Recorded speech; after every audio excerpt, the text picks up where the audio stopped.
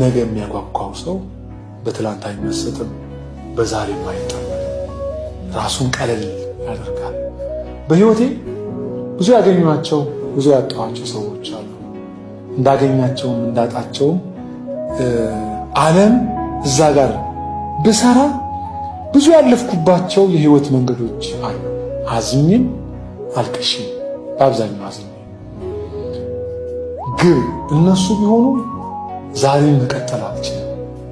በህይወቶቻችሁ የሚነካችሁ የሚያገኛችሁ ብዙ ነገር አለ።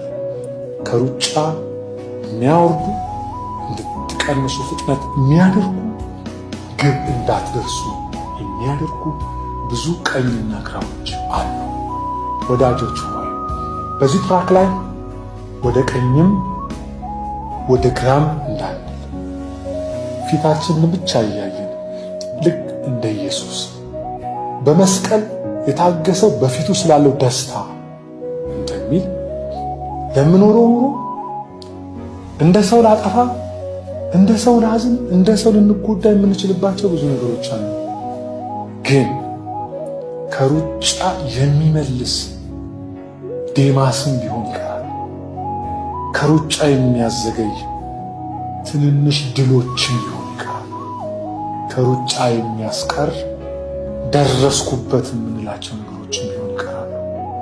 መጨረሻችን ከሁሉ ይበልጣል። ከዋናው በጥቃቅን እንዳንቀር። ይህ መልእክት የዕድሜ ዘመን ምልክትና የዕድሜ ዘመን ምክር እንዲሆንላችሁ እመኛለሁ። ይህ ታናሽ ወንድማችሁ እንዳው ዕድል ስላገኘ እንዲህ ይመክራል። ዘኔን በዚህ ቃል እየመከርኩት እኖራለሁ። ኢየሱስ ሊመጣ በደጅ ሳይሆን በር ላይ ነው ያለው። ወዳጄ እንደሚል ኢየሱስ ሰሞኑን ይመጣል።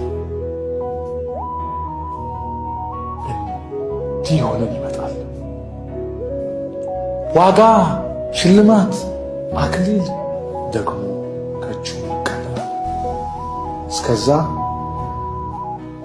የኋላን መጥቀስ ለትንሽ ይጠቅማል። እንደ 100 ሜትር ሯጭ እንዲህ ብሎ ወደ ኋላ ትንሽ እንደሚሮጥ ትንሽ ይበቃል። ከወደ ኋላ ግን ብዙ መሳጭ ነገር ያለው ነገር ስለሆነ እግዚአብሔር ከትላንትናና ከዛሬ ያገኛችሁ ከነገ ያገናኛችሁ። እጅግ ወዳችኋለሁ። ሁል ጊዜ ይህንን ድምፅ ታግዛችሁ ስለሰማችሁ አመሰግናለሁ።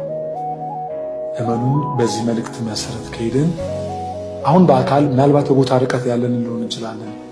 እላይ ግን አንድ ቀን እንገናኛለን። እጅግ ወዳችኋለሁ። ጸጋ ከሁላችሁ ጋር ይሁን። ተባረኩ።